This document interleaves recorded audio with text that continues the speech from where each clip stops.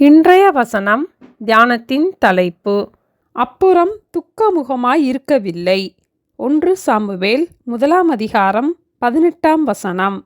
அப்புறம் அவள் துக்கமுகமாய் இருக்கவில்லை. இந்த வசனம் அன்னாளை குறித்து கூறப்பட்டுள்ளது.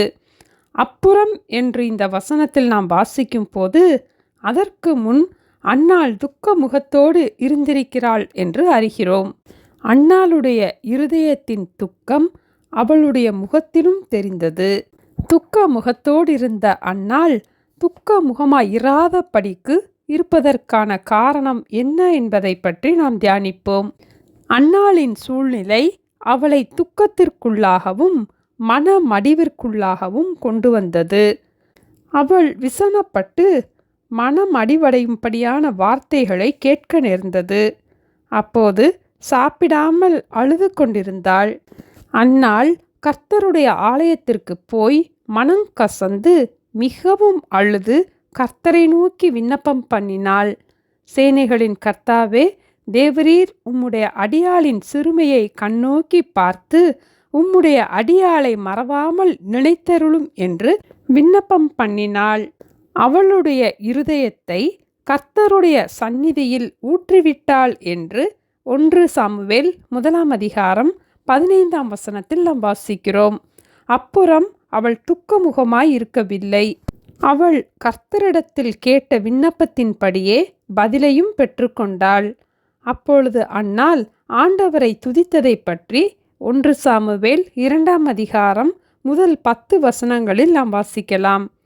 துக்க இருதயத்தோடு இருந்த அன்னாள், என் இருதயம் கர்த்தருக்குள் களி கூறுகிறது என்று கர்த்தரை துதிக்க ஆரம்பித்தாள்.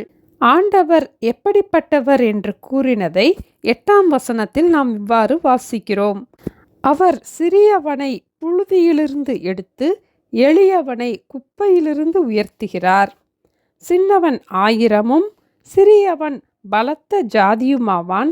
கர்த்தராகிய நான் ஏற்ற காலத்தில் இதை தீவிரமாய் நடப்பிப்பேன் என்று ஏசாயா 60 வசனத்திலும் நாம் வாசிக்கிறோம். நம்முடைய துக்கத்தை நம்முடைய இருதயத்திலேயே வைத்திருக்கும் வரைக்கும் நம் துக்கத்திலிருந்து வெளிவர முடியாது. கர்த்தரிடத்தில் நம் இருதயத்தை ஊற்றிவிடும் போது நாம் துக்க முகமாயிராமல் சமாதானத்தோடு விசுவாசத்தோடு இருக்க முடியும். அப்போது கர்த்தரிடத்திலிருந்து பதிலையும் நாம் பெற்றுக்கொள்ள முடியும். நம்முடைய இருதயம் களிகூறத்தக்கதாக ஆண்டவர் அதிசயங்களை செய்வார். நன்மையான ஈவுகளை தருகிற தேவனிடத்தில் நம்முடைய இருதயத்தை ஊற்றிவிடுவோம். அப்புறம் அவள் துக்கமுகமாய் இருக்கவில்லை. ஜெபிப்போமா?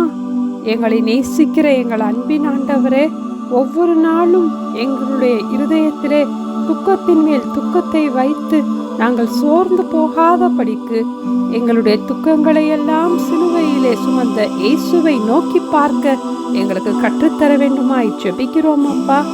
கர்த்தருடைய சந்நிதியிலே எங்களுடைய இருதயத்தை ஊற்றிவிட்டு நாங்கள் துக்க முகமாய் இராதபடிக்கு சமாதானத்தோடு விசுவாசத்தோடு இருக்க எங்களுக்கு உதவி செய்யுங்கப்பா. சிறியவனை புழுதியிலிருந்து எடுத்து எளியவனை குப்பையிலிருந்து உயர்த்துகிற கர்த்தர் தாமே எங்களுடைய வாழ்க்கையிலே அற்புதங்களை செய்து எங்களுடைய இருதயத்தை கர்த்தருக்குள் களிகூற பண்ண வேண்டுமாய் இயேசுவின் நாமத்தில் ஜெபிக்கிறோம் பிதாவே. ஆமேன். Thank you. Have a blessed day.